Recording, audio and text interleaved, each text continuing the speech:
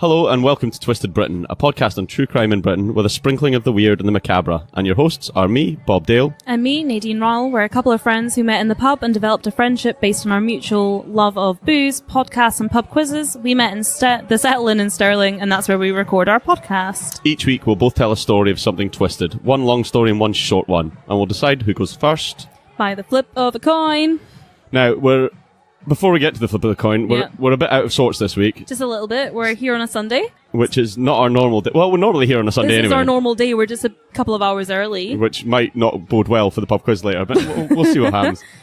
So it's a different clientele in, and we can't work the jukebox to turn it off because apparently a certain member of staff dropped it in some water, so you'll have to put up with the banging tunes in the background, I'm afraid. Just for clarification, that wasn't like a snidey hint towards it was my fault or something. It was Jock, the man who you heard screaming last orders in the last episode. It was him. I think it might have been deliberately, but the jury's out.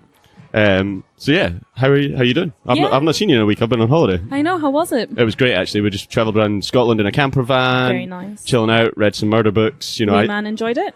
Yeah, he had a great time. First time in a kilt, and I think he looked ace. He looked very, very cute. I can confirm.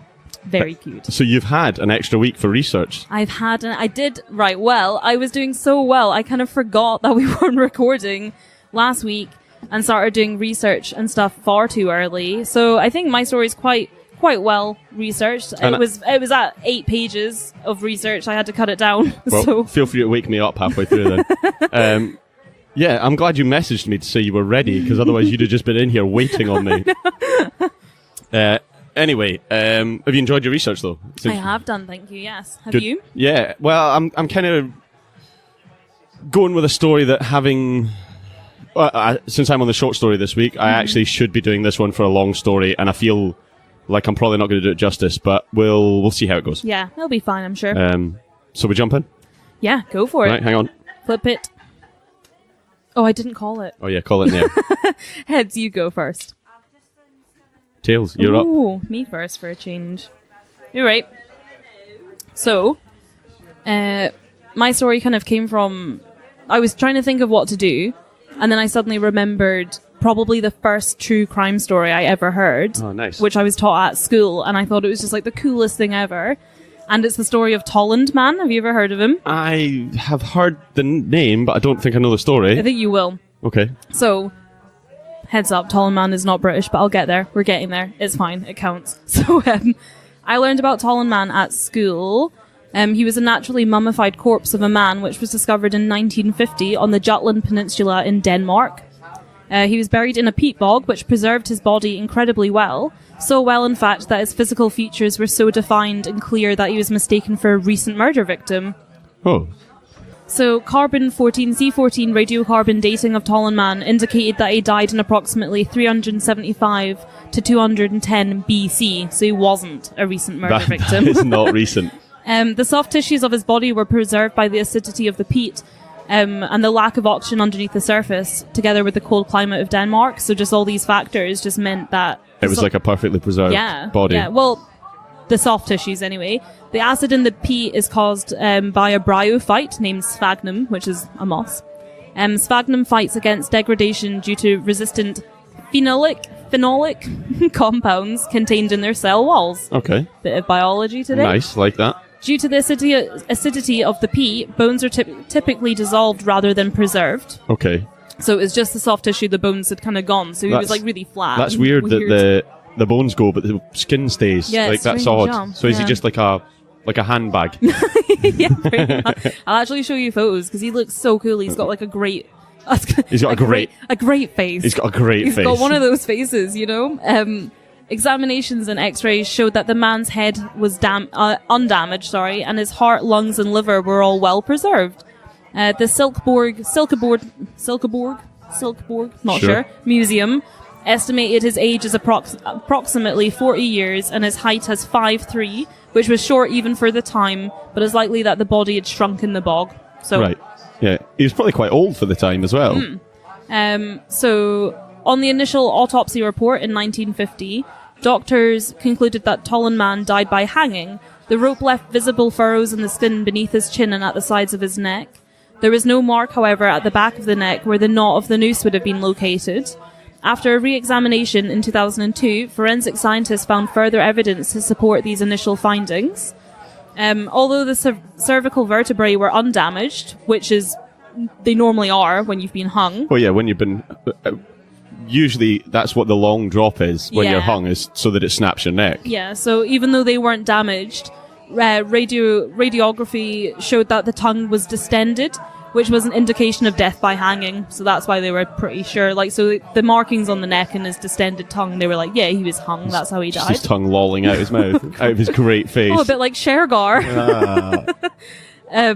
The stomach and intestines of Tollin Man were examined, and they carried out tests on the contents. Scientists identified the man's last meal as porridge or gruel, made from grains or seeds, both cultivated and wild. And then this bit made me laugh because it was like very particular. Approximately 40 kinds of seeds were identified, but the porridge was primarily composed of 4 types: barley, flax, and false flax, which is also known as Camelina sativa, for those of you at home who want to know how to do the Tollin Man diet, and knotgrass. I just thought it was so funny. So far we've had biology and a cookery lesson. Yeah. A little bit of Tollin Man porridge. Maybe you shouldn't have an extra week for research. I don't think so. From the stage of digestion, it was concluded that the man had eaten 12 to 24 hours prior to his death, and apparently porridges were quite common for people of this time. I would imagine it's just kind of easy a grain that they were growing in, because neither meat nor fresh fruit were found in the last meal, it suggested that the meal was eaten in winter or early spring when these things weren't available. Okay, yeah. Both his feet and right thumb have been preserved in formalin for later examination, because these were the best preserved parts of Tollin Man. I was going to say, is that the bits they specifically choose? No, they were the best bits of Tollin Man. He had a great face, but the best feet bits. And the right thumb, that's where it was That's the hot parts, yeah. In 1976, the Danish police made a fingerprint analysis of Tollin Man, which makes it one of the oldest thumbprints on record. Oh, that's cool. Pretty cool. That's really cool. So I thought it was a really cool story. Yeah. And I remember learning it at school and thinking, it was pretty mental, pretty cool. So it got me to thinking, is there a British Tollin Man? I was just about to say, we are Twisted Britain here, but okay. So, yes, there is. Good. His name's Lindo Man. Because I didn't want to have to delete that whole section there. Lindo Man. Lindo Man. With an L, not a W. That's a shit superhero, isn't it? Watch out, it's Lindo Man. He's also known as Lindo 2, and also as Peat Marsh, but that's just for jokes. Peat Marsh. Yeah, very good. I got it, I just didn't laugh. Yeah. He is the preserved bog body, so they're known as bog bodies. Yeah, So he's the preserved bog body of a man who was discovered in a peat bog at Lindo Moss near Wilmslow in Cheshire, northwest England. Okay. The human remains were found on the 1st of August 1984 by commercial peat cutters. Lindo Man is not the only bog body to have been found in the moss. Lindo Woman was also discovered the year before. Were they a lovely couple? I don't think so. Maybe they were. Other body parts have also been recovered from the mosses. The find of Lindo Man has been described as one of the most significant archaeological discoveries of the 1980s. It caused a media sensation as well. It was huge news that we found one. It helped motivate the study of British bog bodies, which had previously been neglected in comparison to those found in the rest of Europe. So fuck you, Tollin Man. Yeah, fuck you, Tollin Man. We've got Lindo Man and Lindo Woman. And more. In life, Lindo Man would have measured between 5'6" and 5'8", and he would have weighed about 132 pounds. So just kind of average sized guy. Bit of an average man. It was possible. It was possible that his death. He was around mid-20s. He was about 20 years old. Right. Okay. Sorry, my notes are terrible. All this research, and I still can't write a sentence. Good. The body retained a trimmed beard. He had a mustache and sideburns of brown hair, as well as healthy teeth with no visible cavities. And he had manicured fingernails, which indicated he did little or none at all heavy or rough work. So he wasn't like a farm worker or anything like that. No. Nice nails. Apart from a fox fur armband. Oh, very nice. Lindo Man was naked. That's how we all cut about on a Saturday. With our fine fox fur armbands. When he died, Lindo Man was suffering from slight osteoarthritis, and an infestation of whipworm and mawworm.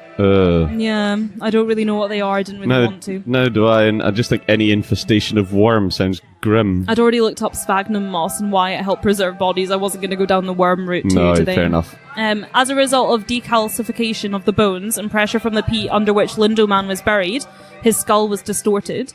While some preserved human remains may contain DNA, peat bogs such as Lindo moss are generally quite poor for this, and DNA couldn't be recovered from Lindoman. Oh, that's a shame. There's been quite a lot of debate over the reason for Lindoman's death, because it seemed to be quite violent and maybe even ritualistic. So after a last meal of charred bread, Lindoman was strangled, hit on the head, and had his throat cut. Is charred bread just posh toast? I'll go well with your flaxseed porridge. Well, they've both had a breakfast meal before they've gone. Yeah. Some mistletoe pollen was also found in his stomach, which indicates that Lindoman died in March or April. I thought you were just going to say it indicated he had one last kiss. We smooched before I go. So his death, like in more detail, he has a V-shaped cut, which can be seen at the lower center of his head.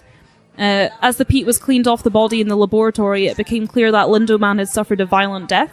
The injuries included the V-shaped cut on top of his head, a possible laceration at the back of the head, ligature marks on the neck where a sinew cord was found, a possible wound on the right side of the neck, a possible stab wound in the upper right chest, a broken neck, and a fractured rib. Yeah, that he's had the shit kicked out of him. Oh yeah. Zero radiography, which I looked up. Good. They use paper, not film, to record the images on. Alright, okay. Revealed that the blow on the top of the head was caused by a relatively blunt object. It had fractured the skull and driven fragments into the brain. Oh. Pretty gnarly. So he's been hit real hard. Swelling along the edges of the wound indicated that Lindoman had lived after being struck. Oh, right, Harsh. okay. The blow, which was possibly from a small axe, would have caused unconsciousness, but Lindoman could have survived for several hours afterwards. The ligature marks on the neck were caused by tightening the sinew cord found around his neck, which was possibly used as a garrote or perhaps a necklace. He did have beautiful nails. well, a sinew cord is a necklace. Why not? No finer thing. It's not possible to confirm whether some of the injuries took place before or after death due to the body's state of decay. Was pretty old. Yeah. This is the case for the wound in the upper right chest and the laceration on the back of the skull as well. The cut on the right of the neck might have been caused as the body became bloated, which would cause the skin to split naturally. Yeah. But the straight edges to the wound suggest that it might have been caused by a sharp instrument, like a knife. So, they're unsure. Yeah, okay. In some interpretations of Lindoman's death, the sinew is a garrote used to break the man's neck, but Robert Connolly, who's a lecturer in physical anthropology, suggests that the sinew may have been ornamental and that ligature marks may have been caused by the body swelling when submerged. So if he was wearing a necklace, it would have just like naturally cut into his neck as he his bloated. Body. Yeah. But after death, Lindoman was deposited into Lindo moss face down. So he's either fallen in or somebody's chucked him in. Well, I think the bash on the head and stuff's pretty conclusive that he was murdered. Yeah, no, I mean, like... Oh, but like... Has he been, like, bashed in the head and then stumbled away and fallen into the bog? Well, yeah. So it could have done. Hold on. Sorry, I need a drink. Too much words. According to Brothwell, Lindoman is one of the most complex examples of overkill in a bog body, and possibly has ritual meaning as it was quite extravagant for a straightforward murder. Archaeologist John Hodgson and Mark Brennand suggest that bog bodies may have been related to religious practice, although there is division in the academic community over this issue. Right, okay. So, because there's a lot of bog bodies going about, and they're not sure if they're just like naturally just thrown in there, if it's like oh, they were just using it as like a grave site. Or... Yeah. In the case of Lindoman, scholars debate whether the killing was murder or is done as part of a ritual. Anne Ross, an expert on Iron Age religion, proposed that the death was an example of human sacrifice and that the triple death, being the throat cut, being strangled, and hit on the head, was an offering to several different gods at the time. Okay. The wide date range for Lindoman's death means that he may have met his demise after the Romans conquered northern England in the 60s. like AD, that is. Yeah. Not the 1960s. The roaring 60s. As the Romans outlawed human sacrifice, such timing would open up other possibilities. Okay. Another suggestion is that Lindoman was found because he was found naked, he could have been the victim of a violent robbery. So, like you said, like bash on the head, fallen down, and just kind of stay there. They've nicked his loincloth and run away. But not the fox armband? No, you don't nick a man's fox armband. That's low. That's too far. Dating Lindoman's age and like the time period he is from has been problematic, as samples from the body and surrounding peat have produced dates spanning a 900-year period. Right, so literally they've no idea. Yeah. So although the peat encasing Lindoman has been radiocarbon dated to around 300 BC, Lindoman himself is from a different date. Early tests at different laboratories returned conflicting dates for the body, and later tests suggested a date between 2 BC and 119 AD. So 120 odd years difference, pretty much. There's been a tendency to date the body back to the Iron Age period rather than the Roman one, due to the interpretation that his death would have been a ritual sacrifice or an execution. Because, like, as I've said, like, after the Romans came in, they outlawed sacrifice, so people tend to go with the Iron Age thing more. Explanations for why the peat in which he was found is much older have been like offered up. Archaeologist P.C. Buckland suggests that as this stratigraphy of the peat appears undisturbed, and I looked this up. Stratigraphy, so like strata are lines. Yeah, so the individual bands of the earth. It's just like looking at the layers and stuff. So it appears quite undisturbed. Lindoman might have been deposited into a pool that was already like 300 years old. Yeah, I suppose because if it was the peat bog, like it's not a set bit of land. No, yeah, it like keeps on. That's what peat is. It's just like compacted land after the Ice Age. And absolutely.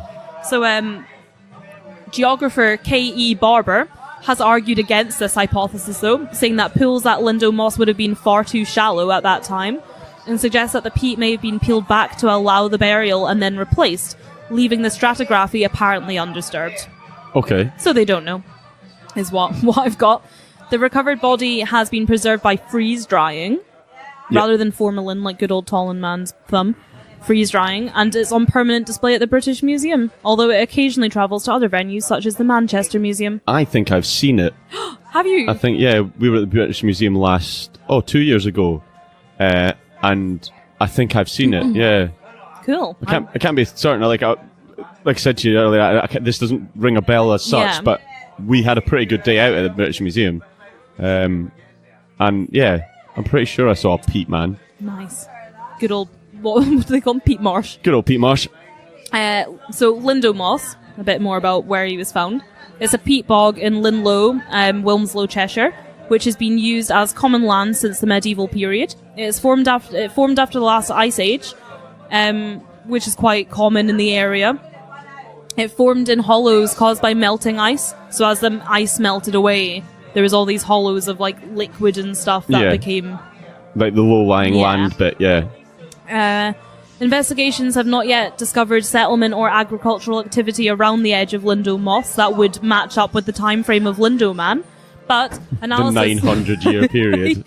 So nothing. Nobody's ever lived there. Who would want to? It sounds awful. Yeah. Sorry if you're listening there.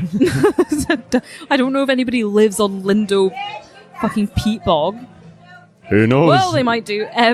Analysis of pollen in the peat suggests that there was some cultivation in the vicinity, though. Right, okay. So, it used to cover 1,500 acres. The bog is now a tenth of its original size, and it's quite dangerous. An 18th century writer recorded many people drowning there. Loads of folk falling in and being preserved forever. Don't live on Lindo Moss. That sounds like a good plan.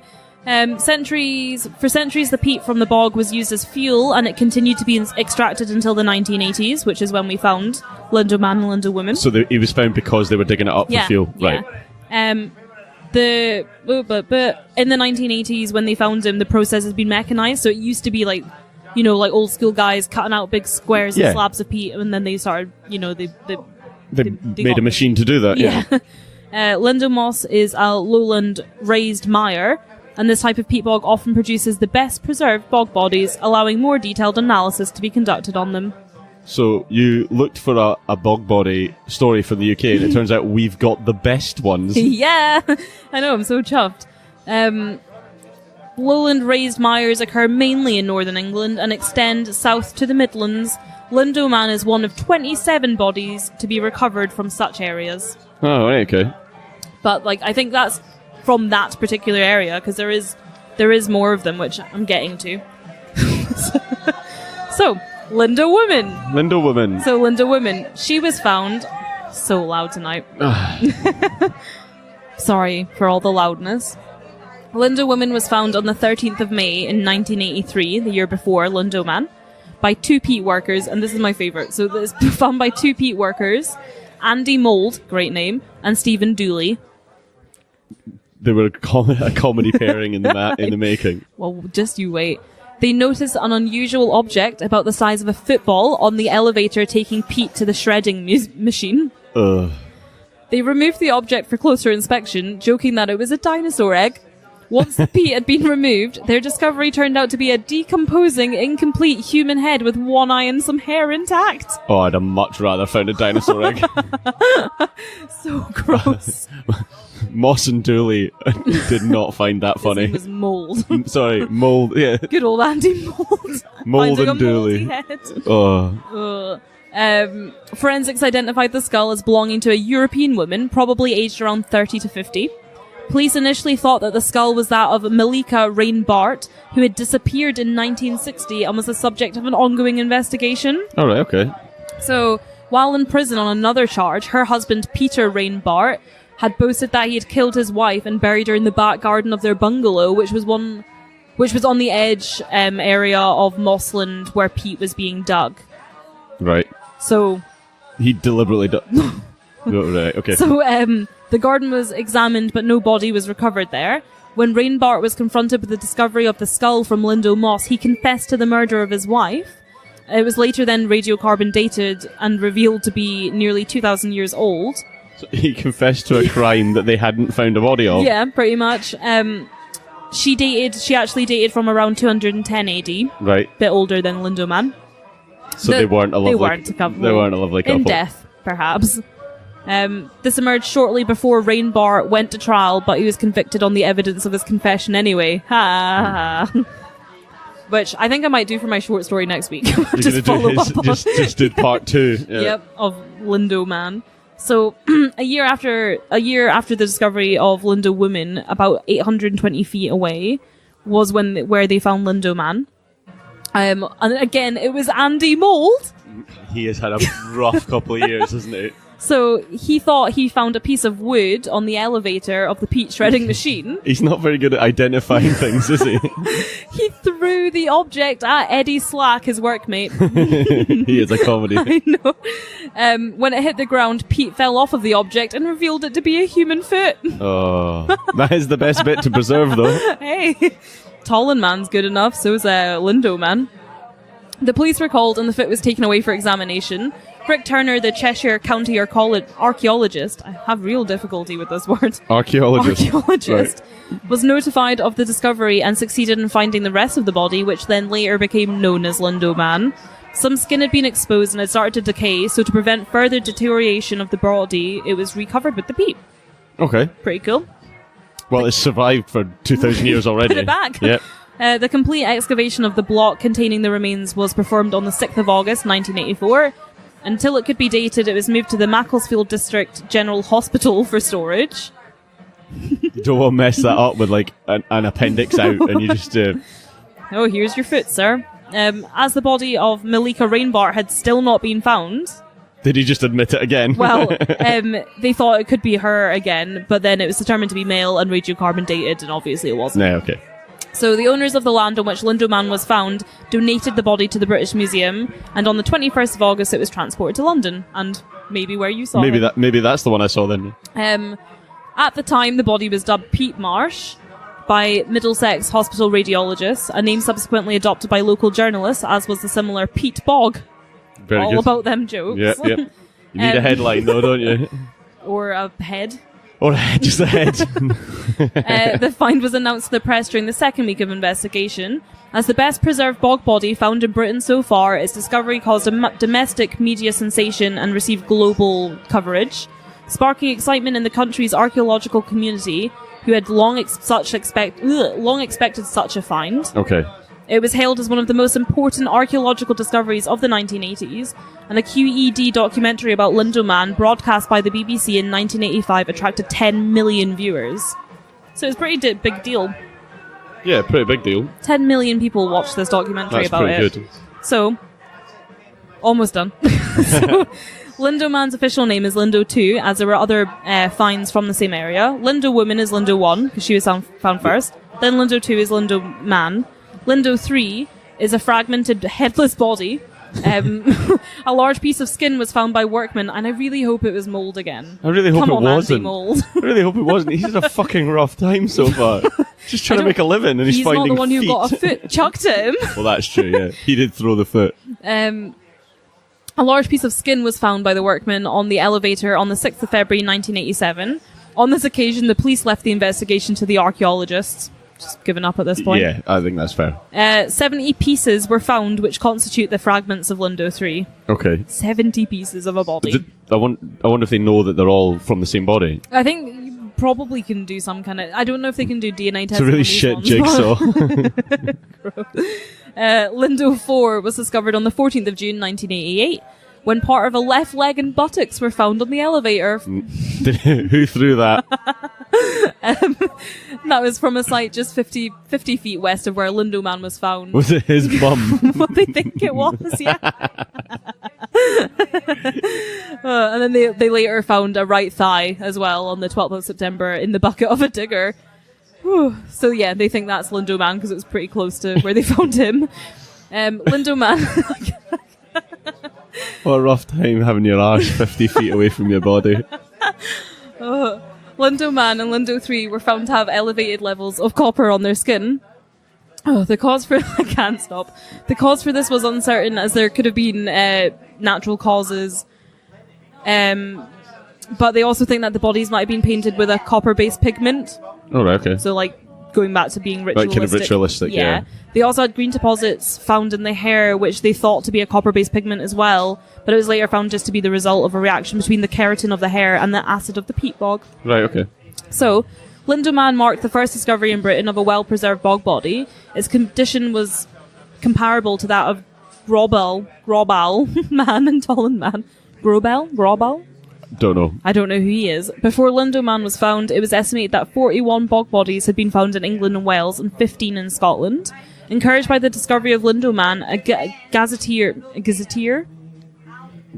gazette was compiled, which revealed a far higher number of bog bodies. There was over 85 in England and Wales and over 36 in Scotland. Prior to the discovery of bodies in Lindo Moss, British bog bodies had been a relatively neglected subject compared to European examples. Yeah. The interest caused by Lindoman led to more in-depth research of accounts of discoveries in bogs since the 17th century.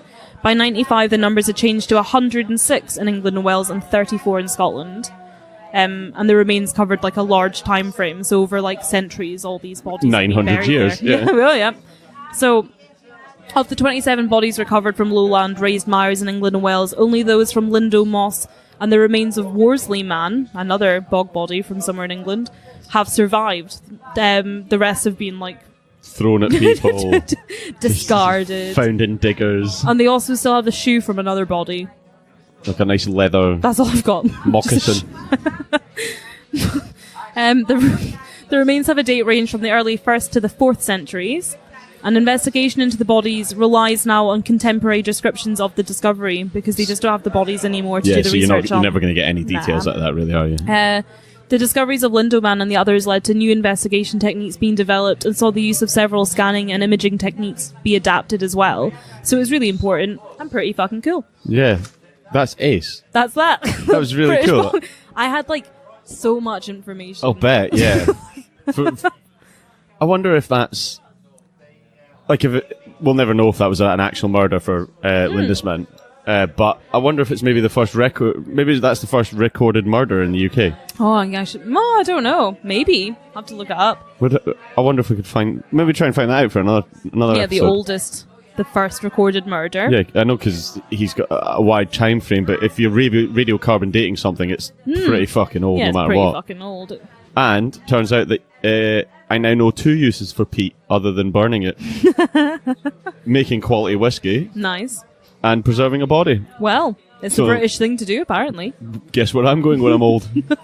Straight into a peat bog. Put me in the peat. I'm going to find myself a very funny pose to jump in it, so when they find me in 100 years, Good old, maybe it'll be like Andy Mould's late descendants. Andy Mould's great-great-grandson throwing my foot at his workmate. I can't think of any better use of your dead corpse. Thanks for that. Cheers. That was a lot of info. I'm sorry for just like... No, that was, do you know, it's a lot of info, but I really enjoyed that. That's really Thanks. cool. It's something a bit different as well. I really like that. Just Yeah, came to cool. me. Came to me in a dream. Shall we refill our glasses? Yes. Let's do that. We'll be back in a minute. Right, that's better. I've got a full pint now, so it's time for my turn. Ready. Oh, yeah, I can see that with your 2 drinks in your hand. So, following on from Nadine's very beautifully researched, highly detailed story, I'm going to go and wing what was one of the biggest police investigations in British history. I'm excited about it. Don't be. I have some notes here, and I'm going to basically talk through them, and we can just blather about.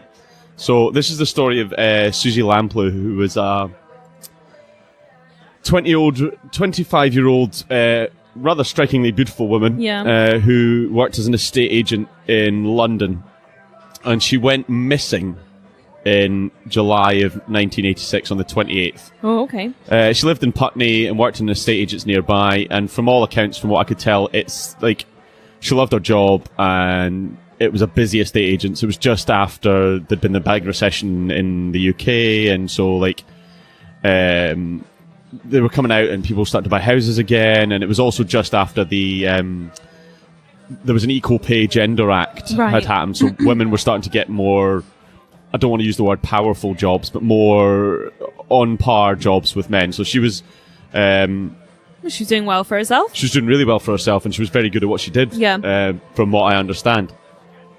So like I say, on the 28th of July, 1986, that was the last day that Susie was seen. Mm-hmm. She got up in the morning as normal and went to work in the estate agents, and she had one appointment in her diary that day.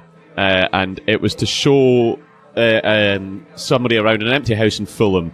3-story townhouse, mid-terrace. Nice. Yeah, lovely looking house. And the appointment in her diary was 12:45, Mr Kipper, 37, Shawlands Road, OS.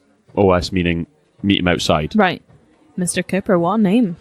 That when she left the estate agents in plenty of time to get there. Yeah. She was seen by neighbours of the property that was for sale at 12:45, sitting in her car waiting on somebody. Yeah, nothing out the usual. And within the next kind of 15 minutes, nobody ever saw her again. Oh, God. So she parked up, Yep. met a well-dressed, handsome man who got out of a black BMW Okay. to meet her, and he had a bottle of champagne with a ribbon, like a ribbon bow tied round it. Strange, like a celebration ball. Yeah, we'll come back to the champagne in a bit. Okay. Neighbours remember seeing her at about 1 o'clock. The guy turned up, and they actually they didn't go into the house. They walked away from it. Oh, strange. Okay. There's a few reports of her having possibly been seen drinking the champagne in a park nearby. Possibly, there's talk of there having been an argument between the two of them as well. But the only definitive sightings of Susie after she left the estate agents were of the neighbours on either side of the property. Right. And when they did a police fit sketch. They did them separately, and they were almost identical. Oh, okay. So they were absolutely certain that they'd seen Susie and the guy that she met. Yeah. Do you know what? I always find these police fit things so impressive, because I feel like I could see somebody, and if you asked me, like, somebody could walk past us literally right now, I could take a good look at them, they'd walk away, you'd ask me to describe them, and I could not describe them well enough to make a fucking drawing of their face. It was a guy. There was like a guy, I think he had brown hair. So yeah, like I say, there's mixed reports of what had happened and whether they'd had an argument and stuff like that.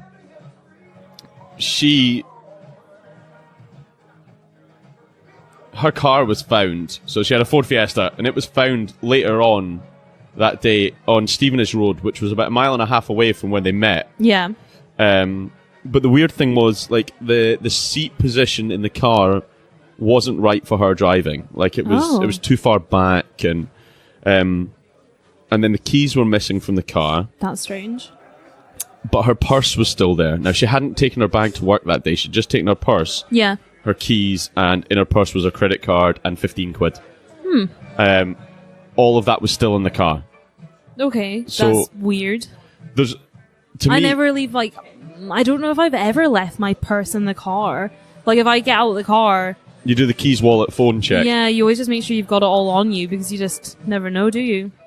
On the mentioning of a phone, actually, because it was 1986, when the police have started looking into all of this, Yeah. she was marked as a missing persons, but of course they couldn't check phone records to see who she'd met up with. There was no note of of Mr Kipper's number in the diary. All it said was That's the so 1245 Mr Kipper, 37 Sherlin's Road. So there was no way of phoning this guy Yeah. and checking who he was or anything.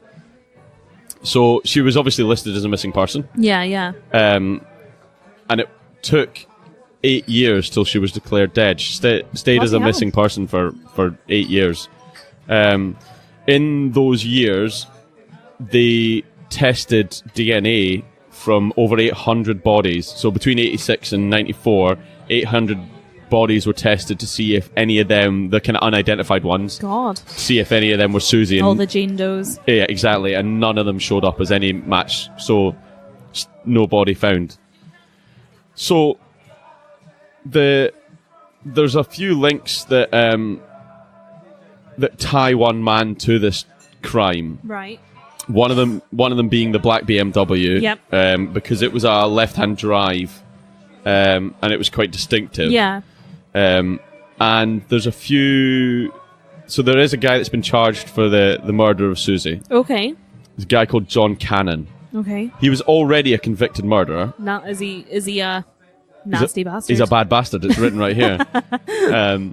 He was a convicted murderer already, Right. And he'd been murdered. Sorry, he'd been jailed and convicted for the murder of Shirley Banks, Right.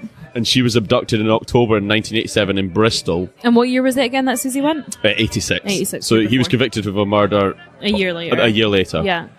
They found her body in Somerset the following Easter, and he'd had arrests and convictions and stuff for loads of rapes and abductions and everything. So quite a good fit, really. Yeah, he fitted with, but he was also apparently a very charming man. And former girlfriends used to say that if there'd been an issue, he'd buy a bottle of champagne or some jewellery or Like an apology. thank you. Champagne's such a weird apology.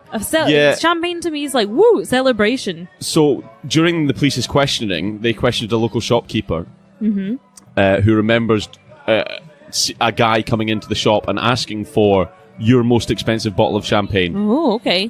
and he left without his change. So he was Oh. obviously in a hurry, just Yeah. and that was it.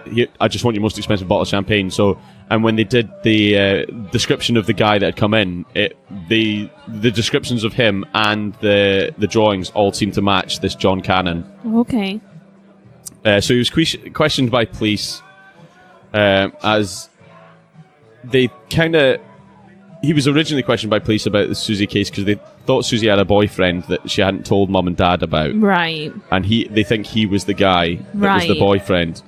Yeah, I don't think I'd tell my mum and dad about somebody like him. Yeah, I don't get the impression that she knew how much of a nasty bastard he was. Well, if he's charming and stuff, I bet he's not very forthcoming He with was, that kind of information. Yeah, good looking, charming, turns up with champagne. Yeah, Fuck you're it, not I'll gonna go be with like, him. Oh, Yeah. who are you? What do you do? I'm this and that. What about you? Oh, I'm just a criminal and Yeah. blah, blah, blah. So, there was also the similarities between that and the Shirley Banks abduction. Right. That led them to question him. He also was apparently, whilst in jail, his nickname was Kipper. Did he eat a lot of kippers? Well, yeah, he was a big fan of breakfast, like your stories. Wasn't any porridge and charred bread, though. And he was released the Friday before Susie went missing.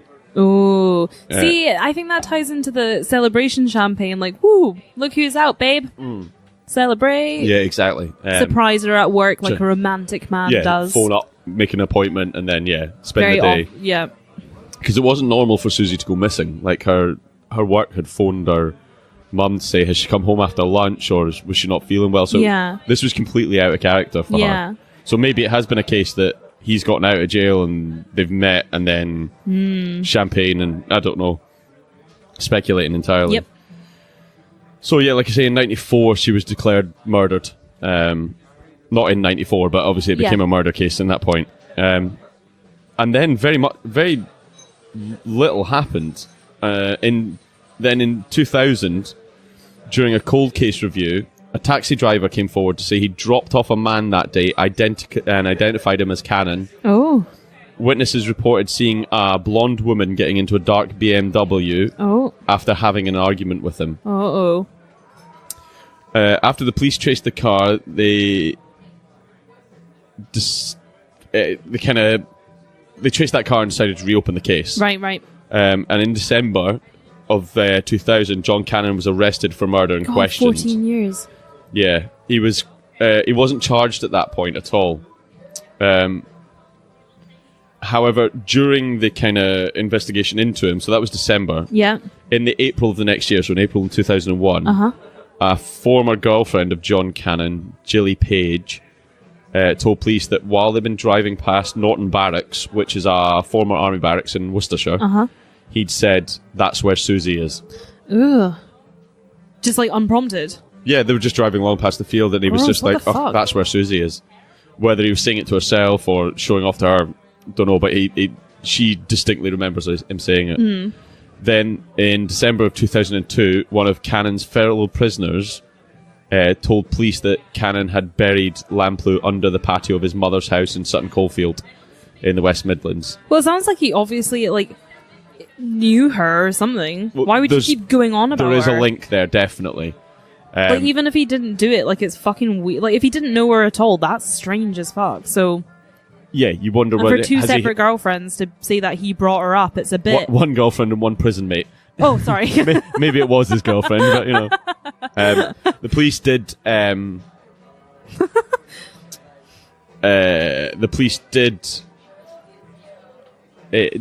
turn over those two places and they found nothing. Right. Oh, his poor mum's patio getting dug up. Yeah, I'm sure his mum was probably, that was the least of her worries, if her son's a rapist and a murderer. So, like I said earlier, he's currently in jail right. the moment. So that when he got released before, I might have got that confused slightly. When he'd been released for, he served 8 years for sexual assault. And that was the week before Susie went missing, right? And then he's been convicted of Shirley's murder since. Right, and now Susie's as well. No. Oh. So Cannon is a Category A offender in Her Majesty's Prison in Full Sutton in York. He was convicted of Shirley's murder. He still protests his innocence on that matter. His minimum tariff is 35 years.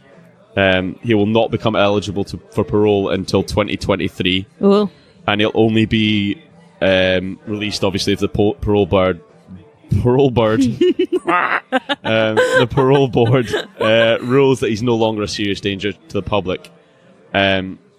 He's not going to get out. Nah. Especially not I mean, he may get out. So what did you say? He's like a Class A? He's a Category A offender, so he's like... Well, he's pretty fucked then, eh? The worst type. He's suspected of several other crimes and I bet, yeah. Nobody has been charged with the murder of Susie Lamplugh. That's such shite. It's still an open case. So what are we now, 2018 plus 14? It's nearly 30 years. So it's 30 years. 32 years. Yeah. And nobody's been convicted of her. My opinion entirely is John Cannon did it. Yeah? He fits the bill he knew her. He said he'd done it. He's just a bad cunt. Excuse my language. I don't think I've ever said that on the podcast. I think you said it in episode 1. Oh, right. Sorry about that. One other person was investigated into Susie's murder. Right. And it was a guy called Steve Wright, who was not the radio DJ, who was the Suffolk Strangler. Oh, shit. Him and Susie worked together for years on cruise lines, and they knew each other, and Right. there's kind of small amounts of links between them that they might have written to each other and Right. stuff, but he doesn't fit the kind of crime that's happened to Susie doesn't fit with what he did, and that was 2008, and they basically said it wasn't Steve Wright. Right. It just so happens she had a link with another serial killer. Yeah. Um, Bloody hell. like I said, in my opinion, John Cannon did it. But he sounds pretty culpable. and I think the sad thing is I don't think anybody will ever be charged with Susie's murder. No, probably at this point not. Which is a shame, because like I said at the beginning there, she was a successful woman for her time. Yeah. She was doing really well. She was young and Very pretty young, and yeah. had her whole life. Really sorry to put a sad story after all your research there. So that's the very condensed version of the Susie Lampu case. No, it was a good story, but sad story. Like I say, I feel like we should have done it more justice and done it as a long story, but here we are. Yeah. So that's our stories for this week. That's it this week. I think before we go, just talk quickly about this week, like the last couple of weeks for us. We've had such an amazing response. The last couple of weeks we had a really cool and kind shout out from a fellow podcaster. So Adam at UK True Crime. Try that again.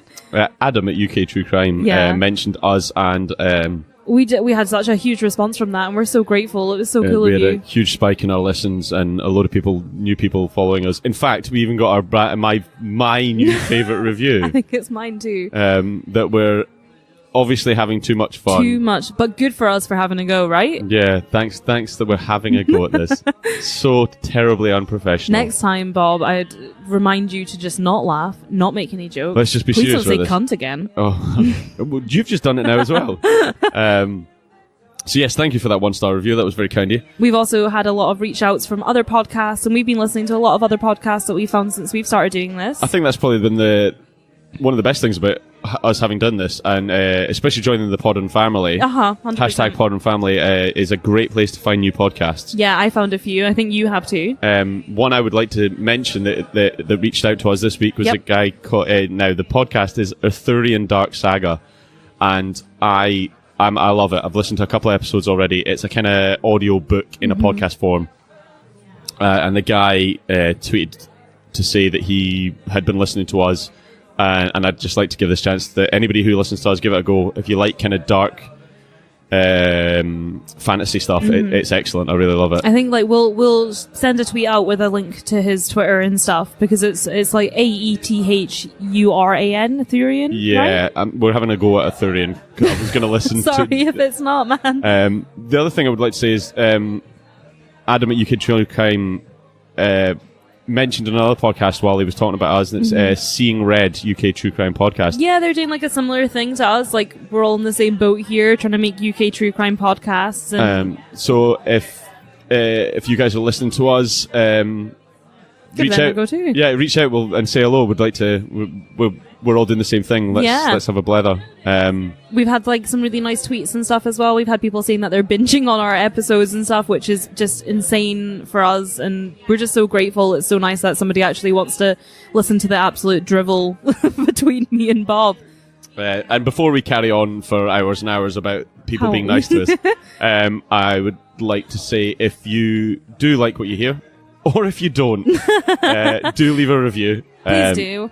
It means a lot to us. It makes other people can find us. If you leave a review and a comment on wherever you listen, other people will find us. It's easier. also just really nice to know what you all think, and like good or bad, we're here for that. Yeah, indeed. And we'll try and get back on track so that we've not got lovely tunes in the background. Yeah. So we're on Apple Podcasts. We're also on pretty much anywhere else you can find a podcast. Like Podbean, TuneIn, Acast, Stitcher. Yeah.